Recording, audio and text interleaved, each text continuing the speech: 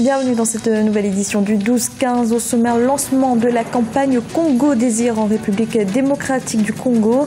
Un mouvement qui s'oppose clairement à un troisième mandat du président Joseph Kabila. Toujours pas d'accord de paix au Sud-Soudan. Les belligérants avaient pourtant jusqu'au 17 août pour trouver un terrain d'entente. Le gouvernement a demandé 15 jours supplémentaires. Et rencontre dans ce journal avec Emiliane Chama, une activiste équato-guinéenne rentrée dans son pays après 13 ans d'exil pour mener un nouveau combat politique.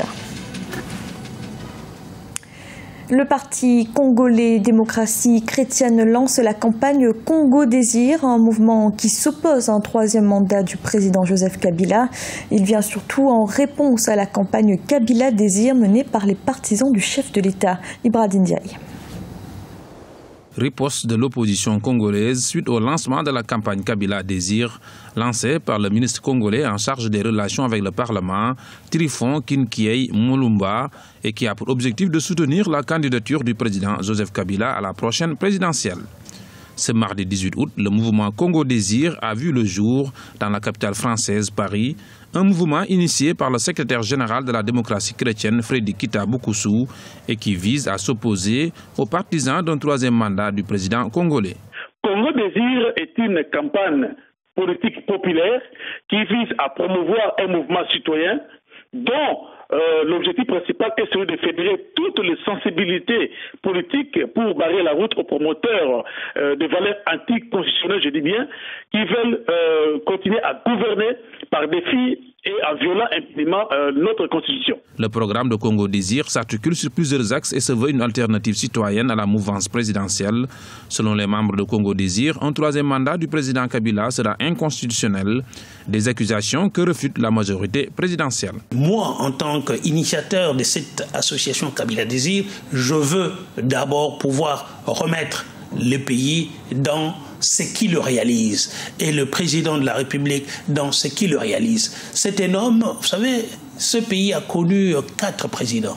Il y a eu Mobutu, d'abord Kasavubu, puis Mobutu, puis Kabila père et Kabila fils. De tous les 4 présidents, le seul qui ait pu déployer une vision aujourd'hui à la tête du pays, eh bien c'est Kabila fils. Rappelons que la présidentielle en République démocratique du Congo est prévue en 2016.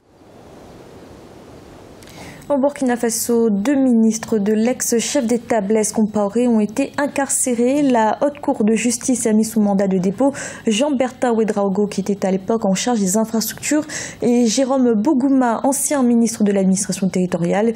Ils sont accusés de détournement de deniers publics et enrichissement illicite.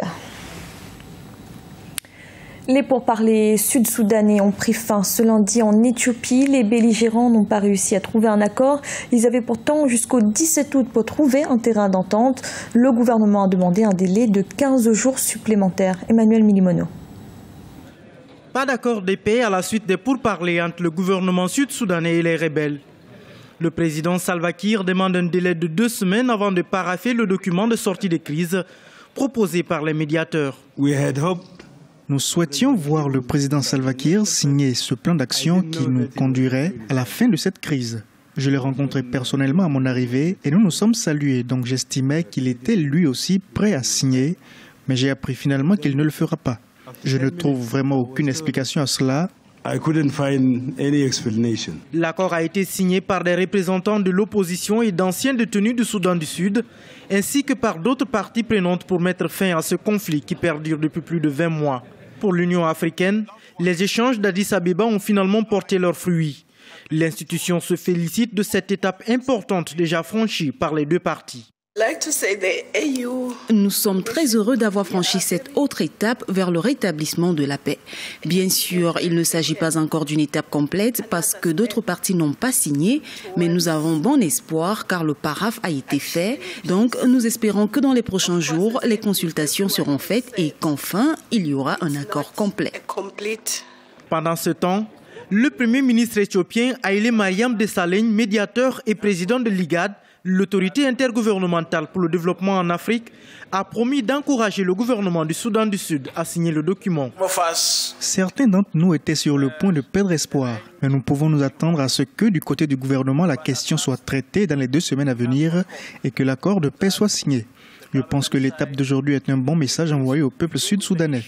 J'encourage le président Salva Kiir et son équipe à conclure la signature de ce document.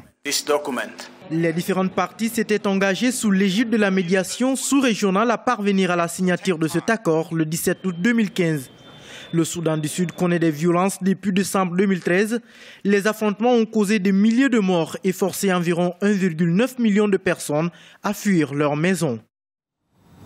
Dans l'actualité également, dans l'affaire des casques bleus accusés de viol sur des enfants en Centrafrique, le Conseil de sécurité de l'ONU a exprimé ce mardi son indignation.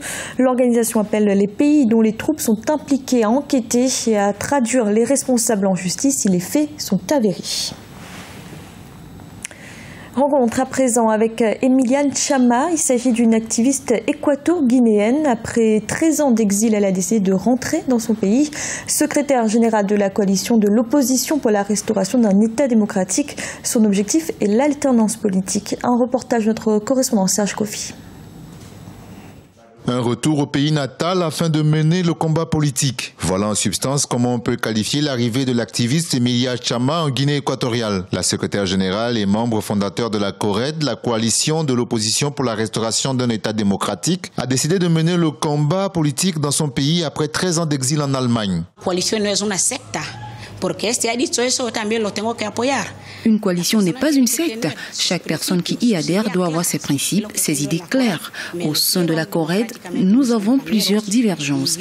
En tant que secrétaire général élu par mes compagnons, nous avons adressé des correspondances aux institutions européennes.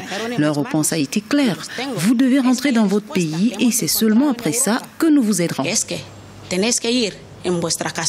Le retour de cet activiste a lieu dans un contexte difficile pour la coalition. Son secrétaire général adjoint et représentant pour l'Espagne, Francisco Ela Beme, a démissionné et la CORED est fortement divisée avec l'émergence de deux courants. Le premier, la CORED originelle, incarnée par l'un des fondateurs, Raimundo Elanseng, qui exige la démission du président Birama Bazogo. Et le second, moins radical, incarné par Emiliane Chama. C'est ici que je dois travailler, c'est ici que je dois aider. J'ai des idées, j'ai eu la chance de vivre dans un pays avec un système social très élevé, l'Allemagne. Je n'apporte pas de l'argent de l'Europe, mais j'apporte des idées constructives pour la Guinée équatoriale. La CORED, la coalition de l'opposition pour la restauration d'un État démocratique, est née en décembre 2013 avec pour objectif l'alternance en Guinée équatoriale. Formé hors du pays, le gouvernement a plusieurs reprises rejeter la légitimité de cette coalition à travers les discussions politiques. Sport à présent, après 16 ans passés à la tête de la Fédération internationale d'athlétisme, le Sénégalais Lamine Diack quitte la présidence de l'organisation. Il a passé le témoin au Britannique Sébastien Coe à Pékin, en Chine, lors du congrès en prélude au championnat du monde de la discipline. Lamine Diack a tenu à défendre son bilan, notamment en matière de lutte contre le dopage. Et l'élection a également concerné tous les membres du Conseil et de plusieurs commissions. Le Camerounais Ahmad Kalbaka Malboun a été élu vice-président de la Fédération internationale d'athlétisme. Écoutez à ce propos Mama Charé, inspecteur général au ministère de la Jeunesse du Cameroun. La journée qui m'anime en tant que Camerounais, d'apprendre que le frère camerounais, M. Kalbaka Malboun, mon compatriote, a été élu au poste de vice-président de la Fédération internationale d'athlétisme. Nous sommes particulièrement honorés de cette distinction, de cette confiance qui a été placée en lui et donc en notre pays. Et j'en suis particulièrement fier parce que j'ai eu à côtoyer M. Kalbaka Malboun en tant que membre de la Fédération camerounaise d'athlétisme, à l'époque chef de département financier, et nous avons collaboré. C'est un monsieur qui a des qualités avérées d'homme et de manager du mouvement sportif. Je crois que c'est une consécration de sa notoriété dans le domaine. Je suis particulièrement content, je lui souhaite bon vent. Pourquoi pas aller plus loin que cela.